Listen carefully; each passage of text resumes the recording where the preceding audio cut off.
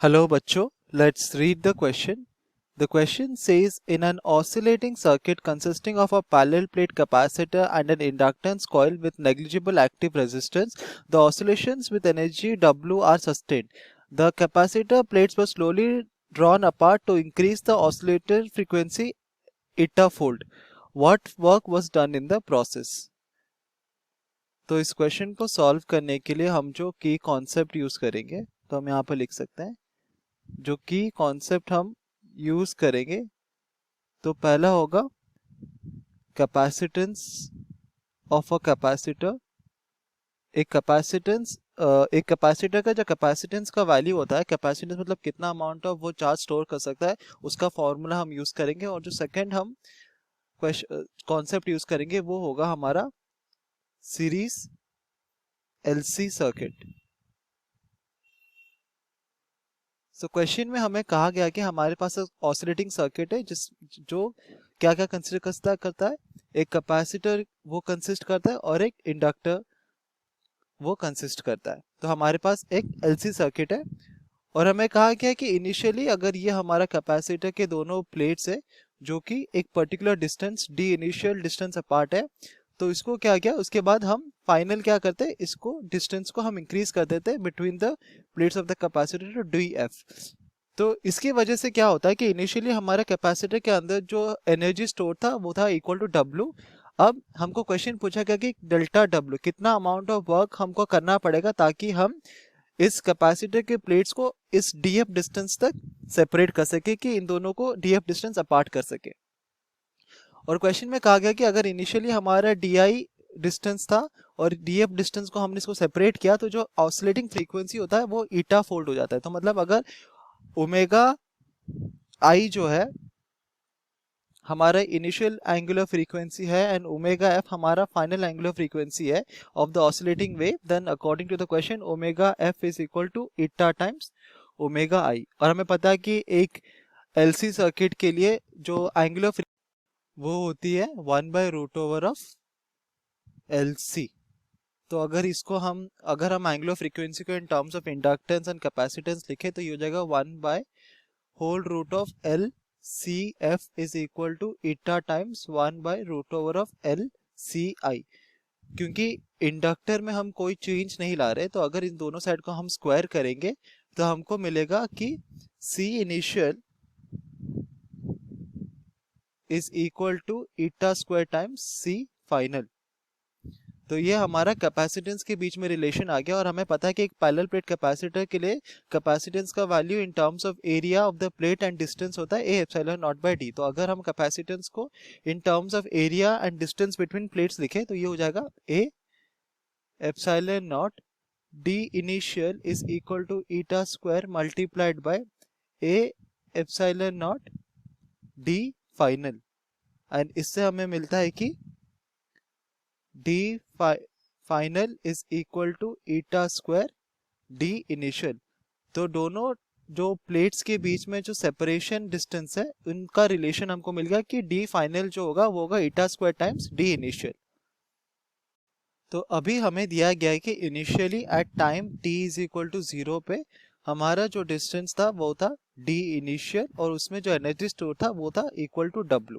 ठीक है, तो अगर हम इनिशियली कंसिडर करें कि charge on the capacitor was equal to Q, then potential is equal to V Q by C. और क्यू का हम लिख सकते हैं Q M cos of omega T by C and this is equal to V M cos omega T. यहाँ पर Q M जो है वो है मैक्सिमम वैल्यू ऑफ चार्ज। तो अगर हमको वर्क डन निकालना है तो पहले हम वर्क डन हमें पता है क्या होता है, is equal to force multiplied by displacement.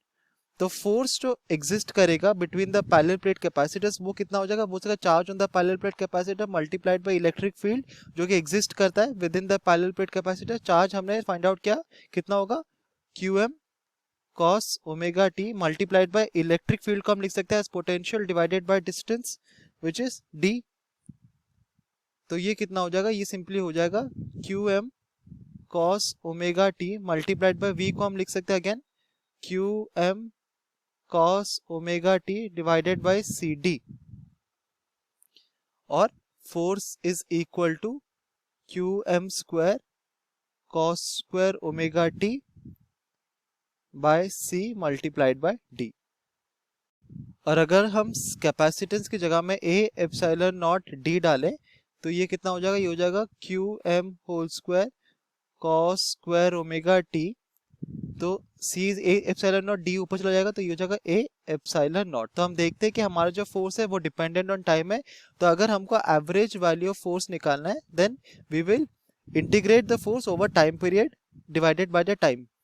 तो अगर 0 से t टाइम में अगर हम फोर्स को इंटीग्रेट करें with respect to time t divided by t तो ये कितना हो जाएगा, तो ये हो जाएगा 1/t multiplied by integration 0 to capital T Q M square cos square omega T divided by A epsilon naught. और इसका वैल्यू आता है, अगर हम कॉस स्क्वायर ओमेगा टी और ये dt एक होगा यहाँ पर, इसको अगर हम इंटीग्रेट करें फ्रॉम 0 टू t, इसका वैल्यू अगर हम इंटीग्रेट करके निकालें तो ये होगा Q M square divided by 2a epsilon naught. तो ये है हमारा एवरेज फोर्स जो हमारे पैरेलल प्लेट कैपेसिटर के बीच में एग्जिस्ट करता है। तो अगर हम वर्क डन निकाले to increase the separation between the plates, तो जो वर्क डन होगा वो कितना होगा, average force multiplied by displacement. तो हमारा जो वर्क डन होगा वो कितना होगा, F average multiplied by displacement कितना है, final distance minus the initial distance. तो हम लिख सकते हैं the total work done F average का वैल्यू हमको मिला था to be equal to Q M square by A epsilon naught 2a epsilon naught multiplied by D F minus D आई। और हमने फाइंड आउट किया था कि D F is equal to eta square D I. तो अगर इस value को हम सब्स्टिट्यूट करेंगे यहाँ पर तो हमको वर्क डन मिल जाएगा Q M square 2a epsilon naught multiplied by d i eta square minus 1। और total work done is equal to, तो ये हो जाएगा कितना, ये हो जाएगा Q M square by 2 multiplied by A epsilon naught by d आई। और ये होता है q M square divided by 2 multiplied by c i. ये कितना होगा, हमें पता है कि जो वर्क डन होता है that is stored as potential energy, और ये एनर्जी कितना होता है क्यू स्क्वायर बाय 2c। तो ये जो होगा हमारा इनिशियल कितना एनर्जी स्टोर था विद इन द कैपेसिटर, ये इसके बराबर होगा। तो यहाँ पर एक मल्टीप्लाइड होगा ईटा स्क्वायर माइनस 1। तो यहाँ पर भी हम मल्टीप्लाई कर सकते हैं, तो इसको इरेज करके हम यहाँ पर मल्टीप्लाई करते हैं eta square minus 1 multiplied by eta square minus 1। तो क्योंकि ये जो हमारा पार्ट है वो हमारा इनिशियली कैपेसिटर के पैरेलल प्लेट कैपेसिटर में कितना एनर्जी स्टोर था वो इसके बराबर है। और हमको ये दिया गया to be equal to capital W। So हम लिख सकते हैं total work done is equal to capital W multiplied by eta square minus 1, जो कि हमारा फाइनल वर्क डन का वैल्यू होगा। Hope you understood it well, best of luck.